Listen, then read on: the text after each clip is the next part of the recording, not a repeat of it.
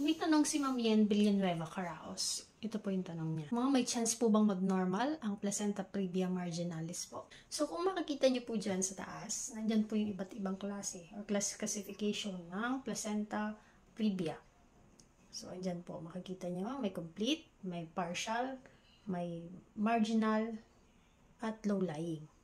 So, pag-usapan natin yung placenta previa marginalis, yung marginal placenta. So, kung makikita nyo dyan yung placenta previa marginalis, makikita nyo na yung inunan o yung placenta is halos nakatakip pa rin po or meron pa rin siyang portion na nakaharang po doon sa may opening po ng cervix. So, yung pong cervix, yan po yung cervix natin sa taas. Meron po yung external and internal opening of the cervix. So, ngayon yung internal opening of the cervix, nakikita nyo yung placenta. Halos may portion pa din yung placenta na nakaharang dun sa internal opening po ng cervix. So, kapag po nag-normal delivery yan, ang tendency po is mabubunggo po ng presenting part ni baby, ito yung presenting part ni baby, yung portion pa rin po ng placenta or inuna ni baby. So, ang tendency, pwede pong duguin pa rin si mother.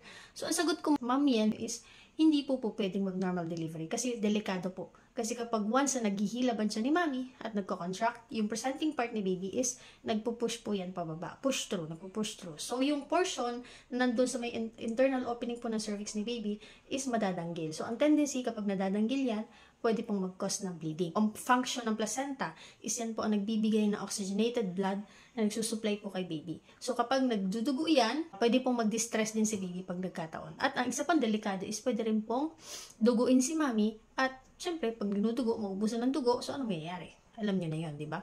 So, delikado po na mag-normal delivery pa rin yung placenta previa marginalis. So, kapag ganyan po ang case, ma'am, kailangan po magpa-check up ko po sa OB niyo kasi kung ano pong recommendation niya at kung ano pong sasabihin niya is yun po ang susundin niyo. Kasi para po yan sa safety niyo yung dalawa ni baby. Yun lang po. Sana nasagot ko po ang inyong tanong.